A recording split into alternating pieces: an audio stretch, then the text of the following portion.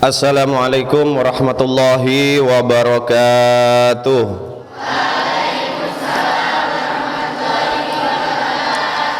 Alhamdulillahi rabbil alamin wa bihi nasta'inu ala umurid dunya waddin. Assalatu wassalamu ala asrafil anbiya'i wal mursalin wa ala alihi wa ashabihi ajma'in. Allahumma salli wa sallim wa barik ala sayyidina wa habibina wa syafi'ina wa maulana Muhammadin miftahi babi rahmatillah adada ma fi ilmillah, salatan wa salaman daimain bidawami mulkillah wa ala alihi wa sahbihi wa mawalah. Allahumma alimna ta'wila wa faqihna fid din. Allahumma inna nas'aluka ilman nafi'an wa rizqan thayyiban mubarakan wa amalan mutaqabbalan walhamdulillahi rabbil alamin. Para santri dan para pendengar yang ada di rumah, kita lanjutkan kembali kajian kita surat Luqman yang selama 1 minggu kita liburkan karena kalian ujian. Mulai pagi hari ini kita lanjutkan kembali, tersisa 2 ayat terakhir surat Luqman, yaitu ayat ke-33 dan ayat ke-34. Insya Allah besok pagi kita selesaikan ayat yang terakhir. Setelah itu kita akan berganti dengan surat yang lainnya.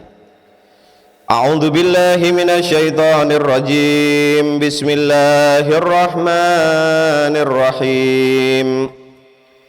Ya ayyuhan nasu ittaqu rabbakum wahsyaw yawman la yajzi walidun an waladih wala mauludun huwa jazin an walidih syai'a inna wa'dallahi haqqun fala taghurrannakumul hayatud dunya wala yagurrannakum billahil gharur. Shadaqallahul adzim. Para santri dan para pendengar di rumah, ayat ke-33 ini merupakan satu peringatan yang disampaikan oleh Allah Subhanahu wa taala kepada kita semuanya.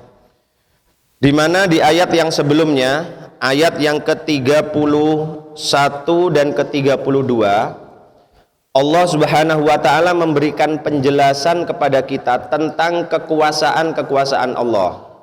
Kita ingat kembali ayat 31 dan 32. Di mana Allah menjelaskan tentang salah satu bukti kekuasaan Allah, yaitu melalui penciptaan lautan. Dikatakan bahwasannya kapal-kapal yang berlayar di lautan itu semuanya karena nikmat yang diberikan oleh Allah. Yang nikmat itu tujuannya untuk manusia. Habib Isa sudah sampaikan di pertemuan yang lalu membahas ayat ke-31. Kalau kita menggunakan akal pikiran kita, maka kita akan bisa bertafakkar, bisa memikirkan.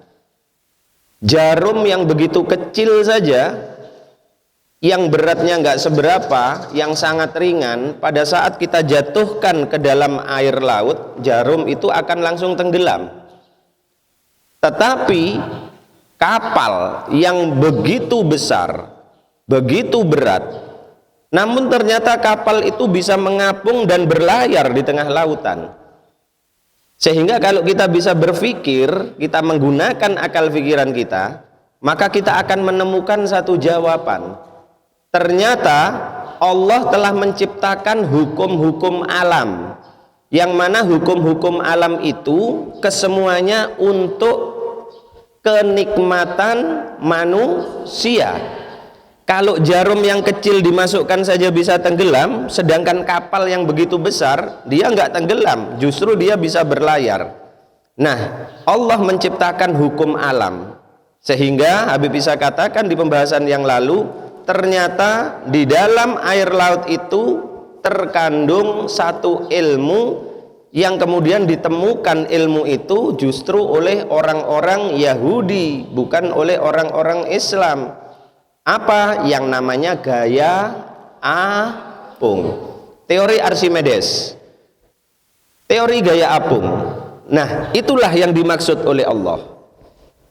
Nah, kemudian Allah memberikan peringatan kepada orang-orang yang kufur kepada Allah, kepada orang-orang yang kafir kepada Allah. Dicontohkan bagaimana? Hai manusia, coba kalian ingat pada saat dirimu berada di tengah lautan, kemudian kapalmu dihadang oleh ombak yang begitu besar, sehingga sepertinya ombak-ombak itu seperti gunung-gunung yang menaungi dirimu karena begitu tingginya ombak.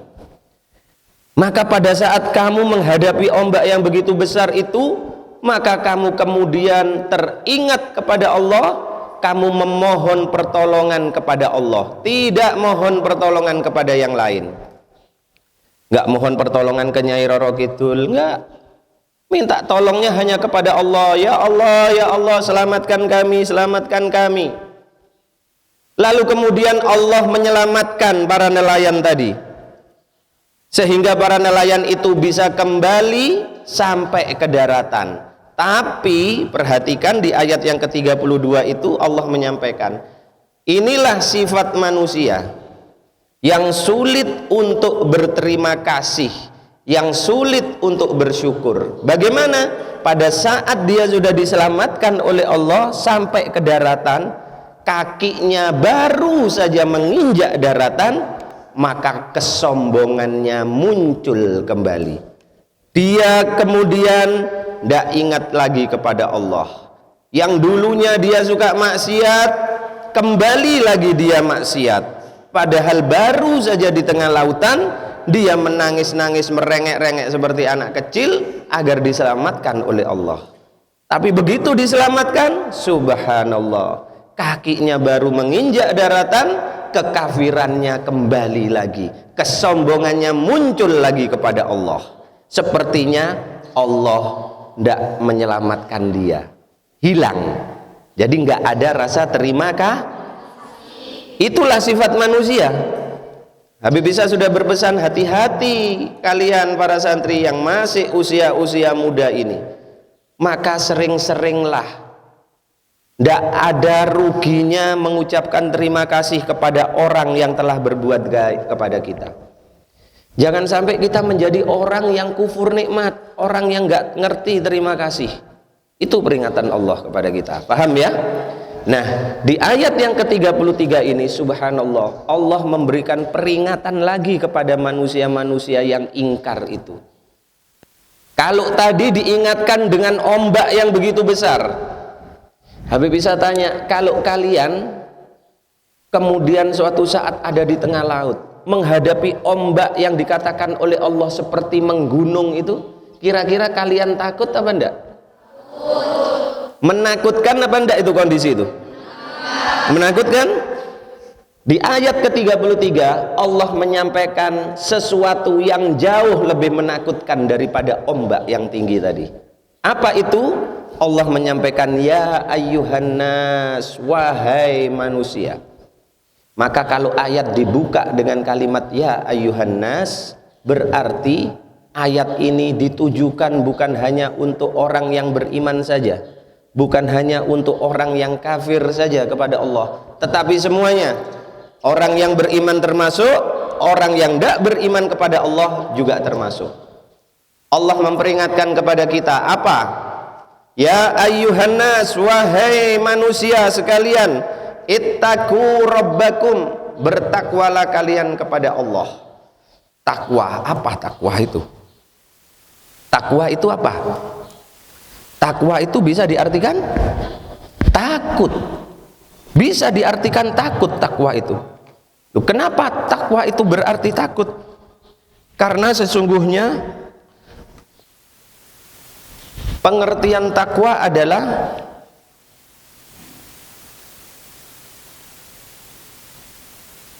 imtithalul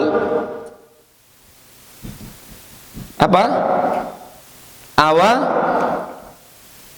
Awamir.